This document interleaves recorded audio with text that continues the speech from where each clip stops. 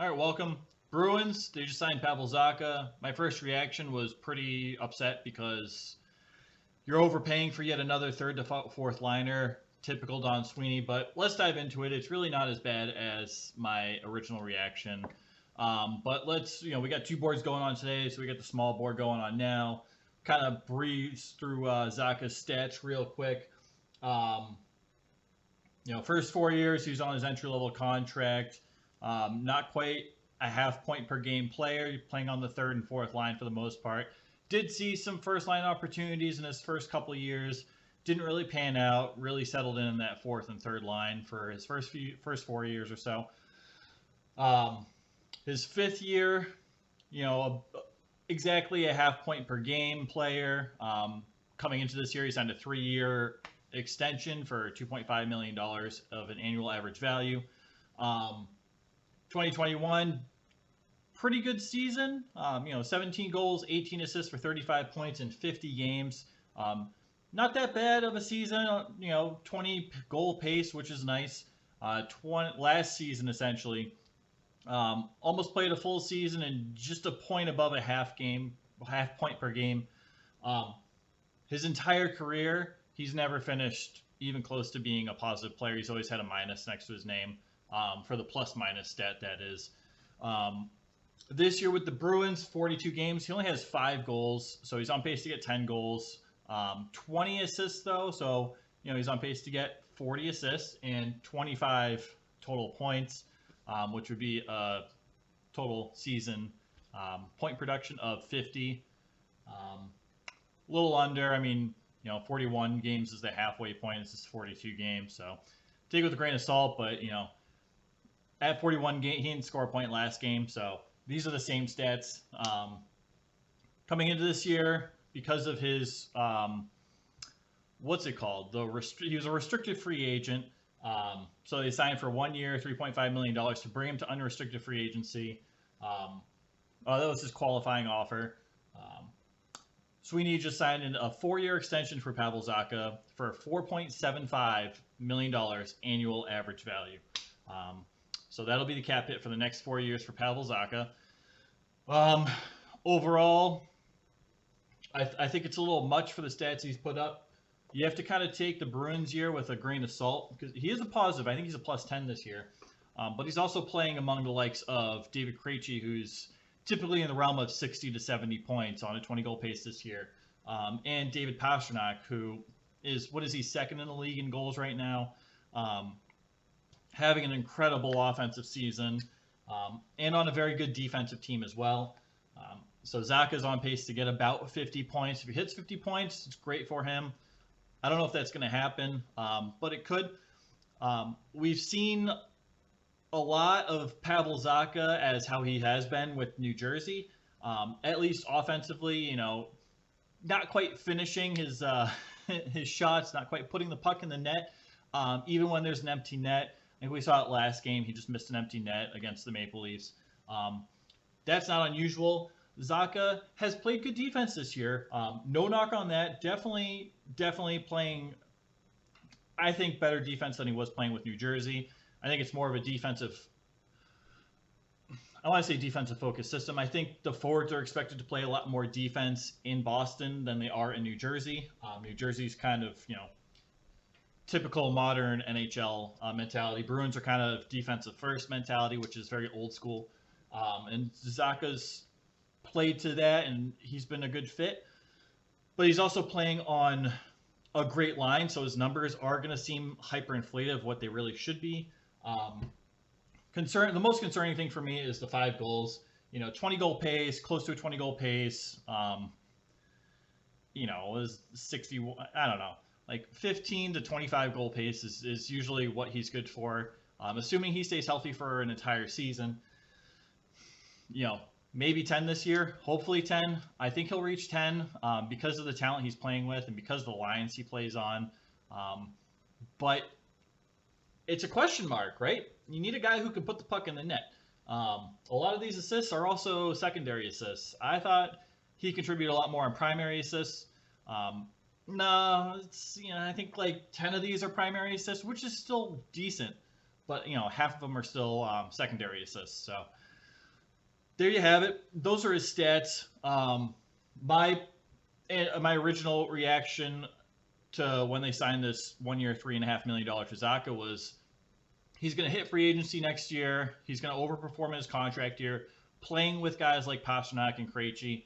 The Bruins should not pay for him and let him go into free agency. Probably sign another 1 year, 2 year, $3 million per year contract. Not the case with Don Sweeney. Loves to, in my opinion, overpay for third and fourth line players. That's just his thing. That's what he does. That's what he does. He signs them for probably more money than they would make on an open market. But this is board one, so I have him listed. I think 4 year contract. Yeah, about $1,075,000. He's getting $1,075,000 more than I have him projected making in the open market, and that's with free agency competition. We see teams overpay. There's also a thought, and I don't necessarily think the Bruins will or should go for it. This idea is selling him at the trade deadline. Maybe you can get a first round pick for a third, second line winger at the trade deadline to another contending team. This isn't really a year where the Bruins are sellers. I don't think it would really hurt them all that much to get rid of Zacha, but at the same time, this is the year the Bruins are going for it and should go for it and need to go for it. It's just it is what it is, and we'll get into next year and how that could look. I thought next year was going to be really bleak. It's not quite as bad as I anticipated, but we'll dive into that. I got a whole another board for that. But in my opinion, right here, overpaid extension for Pavel Zacha. Yes, he plays defense. Yes, he's having a good year. Contract year, we usually see pretty good years. But let's dive into how the team will look next year for Boston. And here it is. So notable, the guys in black are ones that are signed through next year. The number on the bottom is their cap hit with respect to millions of dollars. So 6.125, that's $6,125,000. The red are vacant positions, and the green are players that are either restricted free agents or their contracts are expiring. So these are my projections as to what what a conservative signing would look for Don Sweeney. So if they were to re-sign Pastrnak on a team-friendly deal, that's probably what we're looking at 9.5. Frederick Gaudreau, he's going to command more money than $2 million, but that's a Minnesota Wild player. Trent Frederick, probably a $2 million contract, I would assume. Nosek making 1.75 now, probably 1.5 million. And Swayman, backup, 2.5 million, more of a team-friendly deal. I have him projected more around 4 million for 4 years. I have Pastrnak projected for 11.5. He might settle for 11 in Boston. But, so how did I come up with these numbers? Pastrnak, McAvoy. Pasternak's got a good case not to make less than McAvoy. McAvoy's case is that he was he number 4 in Norris voting last year? Too high. You can easily say Pastrnak has been the MVP of the Bruins this year, or at least one of the MVPs. I'd say Pastrnak and Bergeron. Bergeron's elite defensively this year. Elite. Unstoppable. But nonetheless, I don't think we're going to see Pastrnak get paid less than McAvoy, considering his scoring and his play. It's good. Yes, we're not seeing him play defense. Does he need to play defense? No, because this is one of the best defensive teams in all of the NHL right now. So there's not really a need for Pastrnak to play defense. We know he can show up and play some defense. We know he's not awful defensively like he has been this year, but it's also not why you're paying a guy like Pastrnak. That's why you pay guys like Bergeron and Coyle, for example. Coyle's good defensively. Anyway, diving into it. Essentially, it's essentially the same team as last year. You're just missing a first line center, a second line center, and a fourth line left wing. This is probably like $1 million to fill, so no big deal. The two big key pieces though that you're missing is our top 2 centers. You need a first line center. You need a second line center. Zacha, not a second line center. He's played well on the wing, not as great at that center role. It's just it is what it is. My pick would be Coyle would be a better second line center than Zacha. And we saw how Coyle was last year. Zacha is a third line player. He can play on the second line with Pastrnak. There's chemistry. And that was something the hockey guy did a little quick news video today. Highly recommend him for news. Daily news is great. He's on top of it. He mentioned that the Zacha signing could be a way to help keep Pastrnak on the Bruins. I'm not really sure. I think it more or less comes down to money and for Pastrnak and his salary, rightfully so. It's a job. You should get paid for it, and the hours they put in it's a lot. It's a lot of travel. It's a lot of time away from your family. So I will never hate on a player getting money. I will hate on GMs for giving out contracts that are too much, but that's not on the players. But there also might be that chemistry. They're both from Czechia, right? We don't really know how their chemistry is behind closed doors. It is what it is. That's part of the fun of speculating and being a fan. You don't know, but having a guy like Zacha, maybe they're best friends in the locker room. Maybe they can relate to each other really well. We don't know, but it could be a way to keep Pastrnak happy. So that's a little food for thought too. $1.75 million per year for the next 4 years over my personal projection is a heavy cost. I think there are other ways you can do that and keep your team competitive without overpaying certain players, but that's a conversation for another time. The defense is the same. The offense is mostly the same, assuming you sign these 4 guys and whatever. Unrestricted free agents, though, you're losing Bergeron, $2.5 million deal this year, team-friendly, steal. You're losing Krejci, $1 million contract this year, steal. There's a very, very high probability that both of these guys retire, especially if the Bruins win the Stanley Cup, which they're trying to this year.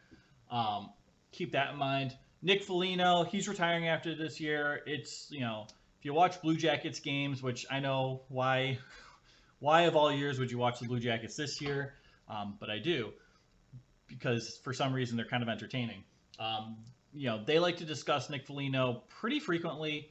I've come to find out he's, very connected to the Columbus fan base. He's anticipating on retiring, or if he comes back for another season, it'll be on a very team-friendly deal with Columbus. He already has a retirement home bought in the Columbus area. He's probably not coming back to Boston next year. He's been great this year. He's been a great fit. He's, huge bounce back season from last year. A lot of respect for Nick Foligno and what he's done this year. I don't see him back next year. Craig Smith, they're just going to part ways with that contract. It just is what it is. Connor Clifton, I would love it if they re-sign Clifton. You can sign him at a bargain price, and he's making $1 million per season now. He's obviously going to get some type of pay increase, maybe a $2.5 million pay increase, but he plays well above even that contract. He's been an absolute joy to watch this year, and you can see the progression from prior years leading up to this, and there's still room for him to grow and become a better player. Plus, he can be a physical player. He can, drop the gloves and provide a little bit of enforcement if you need him to. That's not his game anymore, but it's still there. You don't lose that, right? I think if they lose Clifton, it'll be a fairly big loss on this blue line, especially when you consider Zboril and Riley typically sat in lieu of Clifton playing. Chris Wagner, spent most of his days in the minor. I think he played 1 game this year. I'd honestly be surprised if we see him up playing another game for the Bruins through the end of the season, which is unfortunate. I like Chris Wagner, but I don't know what happens behind closed doors. It's not my place to speculate. We're doing enough speculating as it is here. So with all these, this is a very conservative projection. Total cap space with all of the contracts projected for next year, not including the vacancies. Obviously, that's what needs to be filled. $73.3 million. Again, more conservative, more in favor of this could be going well. Um, the maximum anticipated growth of the cap, the salary cap maximum, is supposed to be $4 million. It might be, the NHL came out and said they're anticipating a $1 million cap increase. It could be, a $2 to $2.5 million cap increase. But there's reports that have it as high as four, and reports saying it really won't go any higher than a $4 million increase. So I gave it a $4 million increase, making the total overall cap $85.5 million. That would leave just over $12 million in cap space to sign top two centers. Probably $11 million, just over $11 million, excluding the fourth liner, to sign your top two guys. This is where it gets very difficult, right? This is already very conservative. You're probably losing a couple million here. You're probably losing a couple million here. Who knows what Trent Frederic will sign, especially if he scores 20 goals this year, which is in the realm of possibilities. I think he's on pace to get like 17 or 18 goals. So a $2 million annual average value, still fairly conservative considering the year he's having and the growth he has shown. Even last year, leading into this year, very conservative. Nosek taking a pay cut. Nosek wasn't, putting up these crazy stats before Don Sweeney paid him and gave him $1.75 million. So again, these are more conservative projections. Some of these cap hits could be higher or much higher. This is definitely the low end, and the cap increases at the high end. So a first line center, it can depend where that comes from, but if you're looking at signing a first line center in the free agency market, you're looking somewhere between a low end center one of like $7.5 million to a high end, which could be, I don't know, $11 million, could be higher, but Bruins can't afford that. So there's an issue right there, right? That most of your money is going to be eaten up in the off season between Pastrnak and your first line center, which you need to sign. You just do. I don't see Bergeron coming back. I don't see Krejci coming back. If they do, that's great. And Krejci, of the two, is more likely to come back for another year. I think he definitely gets some type of pay raise. But if you need to spend, I don't know, $8 million on a first line center, you still have $3 million to pay Krejci for that second line center spot. Then does Krejci come back for yet another year of getting underpaid severely? We don't know. Right? If you have... So the thing is, you have to remember that every position needs to be filled, and every position takes up cap space, which is why I'm saying $11 million. The fourth line position is typically, a lower paying position. Usually entry level to, $2 million. So I said $1 million, which isn't really too far off of an entry level contract. But essentially, they're going to struggle to find a first and second line center next year, which leads me to believe Zacha is intended to be the second line center. And this is an ongoing story with Don Sweeney. He just, what are we going to do? What are we going to do here? We don't know. The Bruins have needed a second line center for however many years. Krejci does a favor, comes back, signs a $1 million contract to be a second line center. You tried Haula, wasn't awful, but you also traded Haula for Zacha. You tried Coyle, didn't really work out. You tried Jack Studnicka. He's in Vancouver doing Jack Studnicka things. Not playing awful, but it's still a huge question mark if he is an NHL caliber player. There's a lot of question marks. You need to go out. You need to kind of secure at least one of these two, preferably both of these positions in the offseason for the future to continue having a competitive team. It's just, I don't see that happening. But best case scenario, Krejci comes back. They sign a first line center. I don't know. Krejci's what, 37 now, so he'd be 38 next year or something like that. Does Krejci fall off? Does the stats fall off? I don't know. So A lot of questions for next year, a lot of concern, especially if Bergeron and Krejci leave. This was supposed to be, an extra year of Don Sweeney being able to figure out his future plans. It hasn't really worked out in terms of Sweeney figuring out his future plans, which is somewhat understandable because you'll want to go for the cup this year with the team you have. You have two veteran centermen coming back on very team-friendly deals. You have a few guys in contract years. This is the year to go for it, and I get that. So I'm not too upset about that, but at the same time, at what cost? I think a lot of Bruins fans will be in favor of winning a Stanley Cup this year and having a few rough years to kind of get their feet back under them. The Jacobs family, the ownership, wants them to be in the playoffs every single year. I think there's some of these contracts are finally getting off the books that aren't great.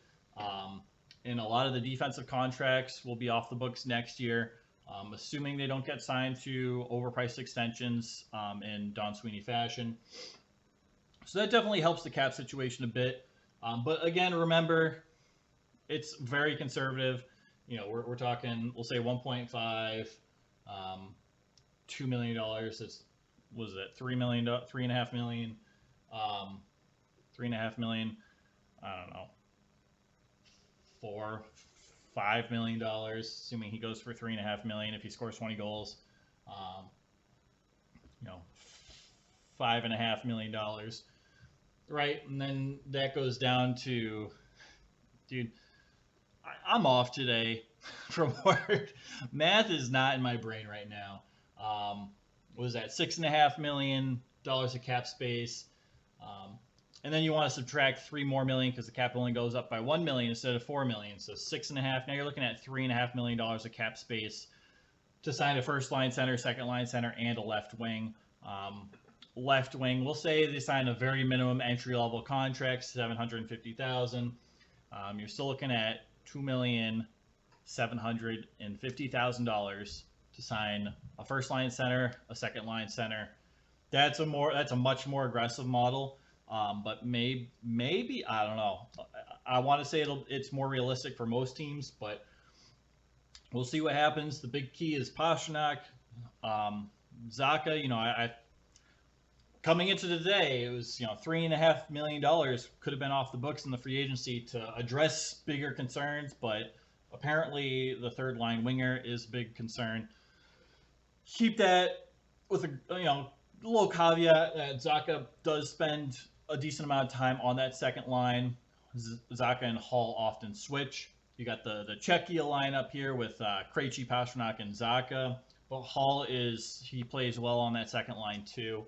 Hall provides a little more depth to that third line. You get a little more offense on that third line when Hall's down there. You don't get that when Zacha's down there. It's not awful when Zacha's down there. They're producing at a pretty consistent rate, but they produce a little more when Hall's there.